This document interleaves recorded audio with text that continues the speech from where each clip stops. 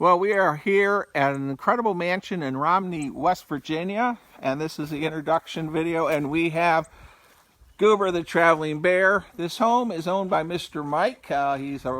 It's a brother of Jim Shaw in our group this weekend, and Jim, of course, paints my figures in Gettysburg, Pennsylvania. And anyhows, we have a full tour and a very long video, and Goober the Traveling Bear has been here too. All right, hello, Bill Molyneux here with Bill's History and Wargame World, and we are with Jim Shaw's brother who owns this incredible home, Mr. Mike.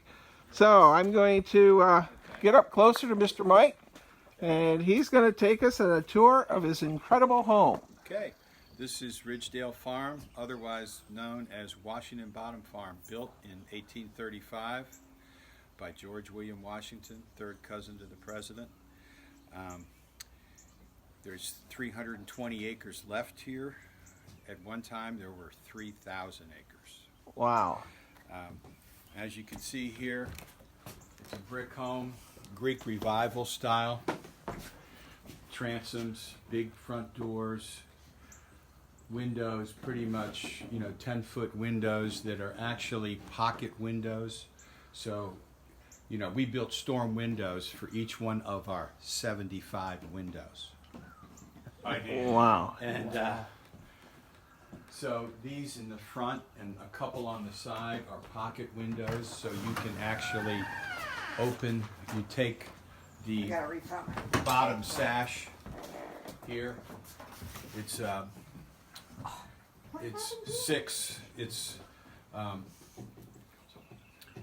9/6 or 6/9, I mean. And so this bottom sash, which you really can't see now, goes up into the wall and lets you walk through these windows. Really? So they're like rooms. mini doors. They are mini doors.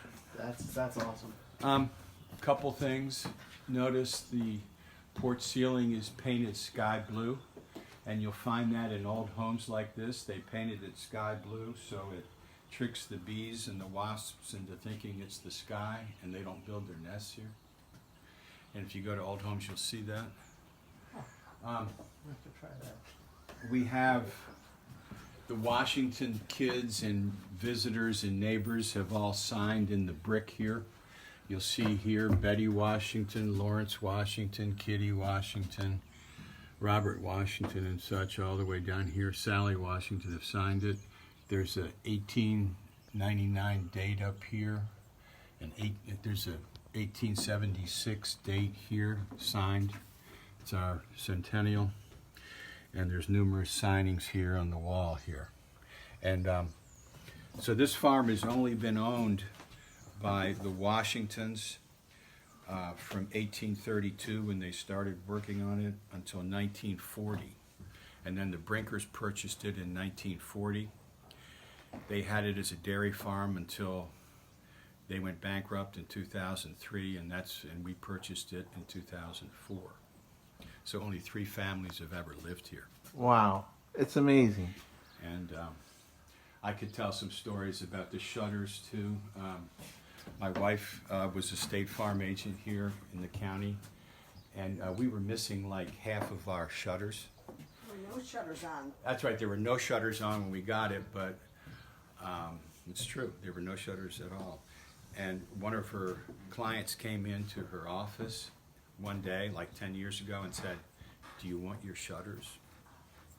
Because the Brinkers had sold the shutters in the 1950s to a farmer just down the road here, and they were too big for his windows, and his son came in who happened to have State Farm insurance and said, "Do you want them?" And we went over there and picked up, like, I think half of the shutters were still there. Wow. What a cool story.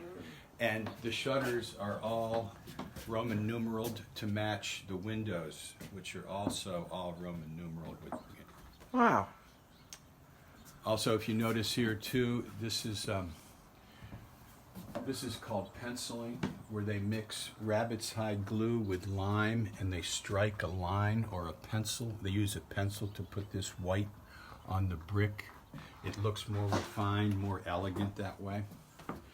And in the front here, The brick pattern is a soldier course, staggered like this.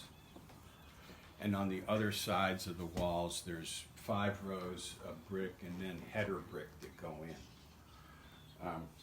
All the brick here was fired on the property. We have 2 big depressions in the ground behind those silos out there in the field.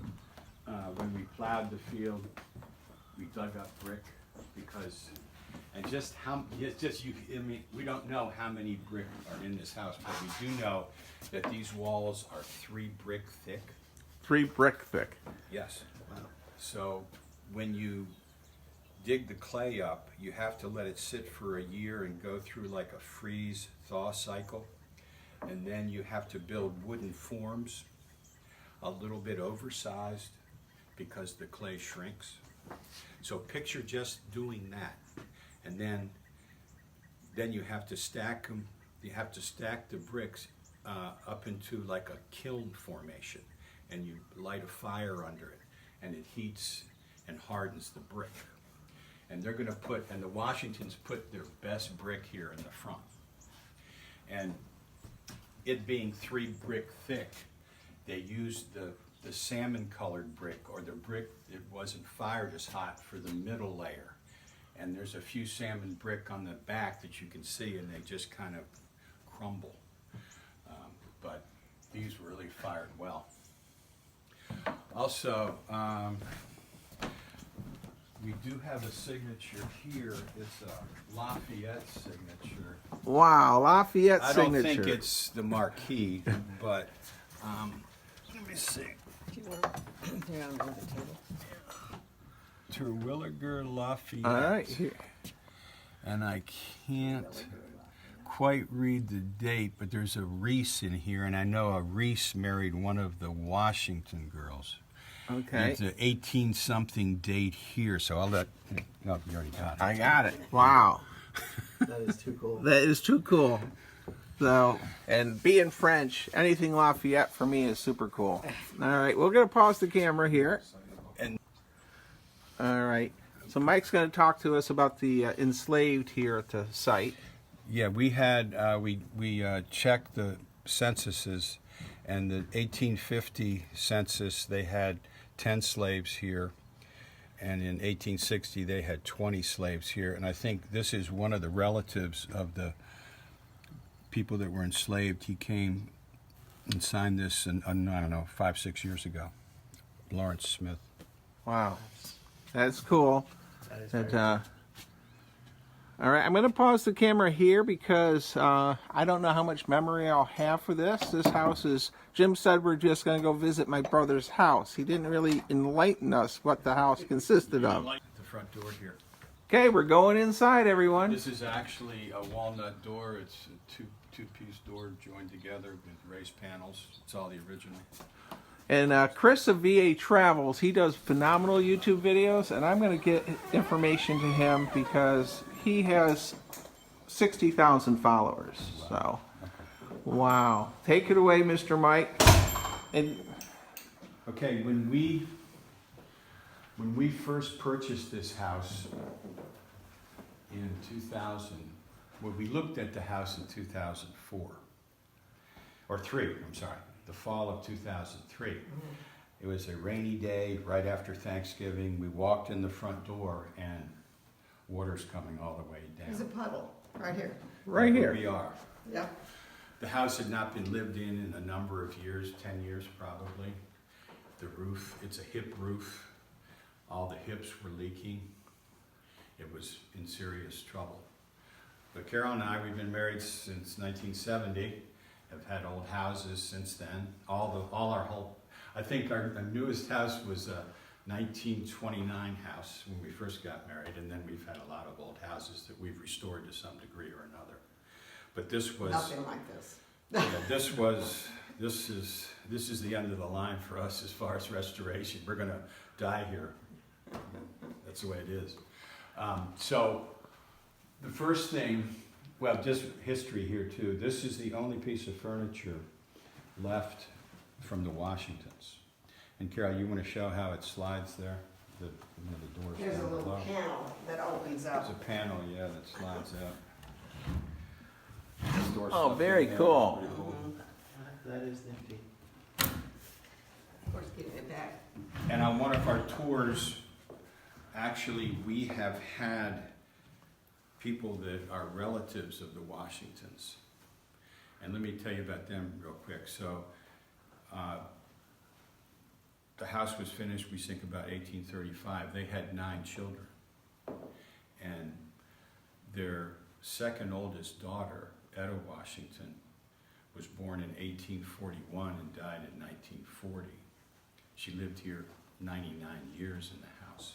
So we gave a tour, I don't know, 5 or 6 years ago, and we had pictures of Etta in these rooms, and one of the women said, I knew Etta. She was, when she was here for this program, she remembered her from the day. And I'll talk more about her later, but, so anyway, so we have 12-foot ceilings on the first floor, and if you notice also that all the interior walls are brick. The interior walls are brick. Oh, wow. So that means that basically all the rooms from the basement to the 3rd floor are all the same size, except for the height of the ceiling. So, So 12-foot ceilings on the first floor, 11 11 on the second, and 9.5 on the 3rd floor. Wow. and the basement has about 8.5 or so. Still, that's good for a basement, especially at this time. All right. Constructed. Anyway, so let's go here first. Okay. I'll pause the camera. This is the parlor. So we're in the parlor, everyone. Take it away, Mr. Mike. Also, you notice here that we have pocket doors here, so you can have a full room for like a ballroom or dancing and stuff. And the pocket doors all work. So you can Doors throw all the work. kids in there and have peace and quiet in here. Okay. Or in the winter when it gets cold, we close this room off so we don't have to heat every room here. Also, these are the pocket doors here. There's a side porch here that you can only enter through these windows. There's a window here and in the next room. So you just, like I said, you lift it up and the bottom sash goes up into a wood frame built into the brick. We have 13 fireplaces here, and when we first bought the house, they were all blocked off because, as you know, fireplaces really are a heat loss basically when you really think about it.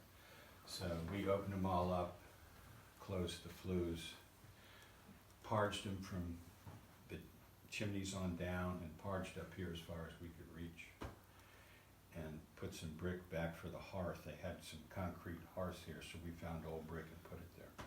Very nice. It's just amazing. Here's a picture of Etta Washington taken in the 1920s, holding her relative George. Picture of George here. And what year did she die? 1940. 1940. And I'll tell you a story when we get to the other room. Okay. So, This is like a museum. Jim did not really explain to us how incredible your home is. and here's a jade plant. When we got married in 1970, Carol started this jade plant, and here it is 52 years later. That's impressive. It's traveled a little bit, lost a few It's arms. still going though, right? But it's, We also have a French and Indian fort on our property, Fort Williams, and we did an excavation, a dig in 2019, just before COVID hit. And the fort was built in 1754 by Richard Williams, and we have some artifacts here. We have scissors, belt buckles, we have coins dated back there. All right, I'm going to do some close-ups here. So, do you have any idea if it was a stockade fort or one of the star forts, It or? was more of a stockade fort, Okay. meaning it was manned in times of trouble. But there's stories about Richard Williams and his daughter. They were kidnapped by the natives and carried to the Ohio country. It took him 2 years to get back. He got back in 2 years. His daughter didn't come back for 20 years, and she had a hard time adjusting to the white society there. But she did remarry, and they are buried on this property somewhere. Robert Washington, the youngest Washington son, it describes in our local newspaper sometime in the 1920s, he found 2 gravestones out in the middle of one of our fields with S.W. Suzanne Williams on it, and another one with P.P. on it, Peter Peters, who was her father. Okay. And he carried them into Indian Mountain Cemetery, and I think one was stolen, but one is still there. So their bodies, their graves are somewhere on our property. We do know where Fort Williams is, or have a pretty good idea. We just need to do some more excavation with our archaeologist. Wow. All right. Well, I'll pause the camera as we go to an And then one of our these chandeliers are incredible. Before we leave this room, I just needed to get a picture of that. And Chris of VA Travels, you need to come visit this incredible home and do one of your incredible videos. All right, Mike's going to take us to another room, and we really appreciate this special tour, Mr. Mike. No problem. All right, we're with Mr. Mike. And what room are we in now, Mr. Mike? We are in the den here. I don't know what they would call it back there, family room possibly, but again, pocket doors here that open up into the parlor. I'll tell a story about this room. So in 1861, June 25th, 1861, the 7th Virginia Cavalry were encamped in our front yard here, commanded by Lieutenant Colonel Turner Ashby. And there's his brother Richard down below. Okay. Maybe. Yeah, Good. that might be worse. But. So it was their responsibility here. You know, the war started, what, April 12th here at Fort Sumter, right? So it was their responsibility here. It was twofold. Number one, to blow up bridges over the Potomac. Why? To stop the flow of supplies and troops from the west to the east for the Union. Also, there were spies in this area. And there was one, to quote, one notorious Union spy somewhere near Fort Ashby, where you all were, right? Yeah. And so on June 25th, Turner tells his brother Richard, take about 5 troopers, go up to Fort Ashby, and see if you can find out or root out this nefarious spy. That's the quotes that were used. So he was directed down Dan's Run Road to the Potomac River, where he met the Union troops there were waiting to ambush him right near Kelly's Island. So there was a firefight there. Richard was seriously, mortally wounded. And in the meantime, Turner was just maybe 5 or so miles upriver, more towards Cumberland. And some woman said, hey, I heard gunshots here. And so Turner went downriver, where he also met the Yankees there. They had gone to an island in the Potomac River called Kelly's Island, and they were hiding behind trees and snags and rocks. They opened fire on Turner and the rest of the 7th. And Turner had seen his brother's horse on that island before he got down there, without Richard on him, obviously. And so Turner gets the rest of the 7th, brings his sword up and said, let's get at him with our knives, boys. And he charges across the river, which it's not very deep up there, to the island. And he repulses the Yankees off Kelly's Island back to the Maryland side, where they skedaddled back to Cumberland. So in the meantime, he's looking for his brother, Richard, and he found him under a culvert there. And the culvert's still there, brick-lined culvert. They get him, they litter him back to Fort Ashby that night, and then they bring him back here. And to tie in Etta Washington here, that's her when she was younger, and this is Etta and her brother Robert. on the front porch again. Etta, in I think 1888, takes a trip to Washington to see some of her relatives and talks to a reporter from the Evening Star and tells this story how when she saw Richard come back here, littered back here, her heart sunk because they had some kind of relationship here. Okay, so they brought Richard back into the house. They put him in the room here, closed the pocket doors and all, and he was tended to by George Jackson, who is Turner's manservant. And also there were 2 doctors here as well. And so it looked like he was going to get better, but the Yankees had stabbed him several times in the abdomen and the arm, and they thought he was going to get better, but he took a turn for the worse, and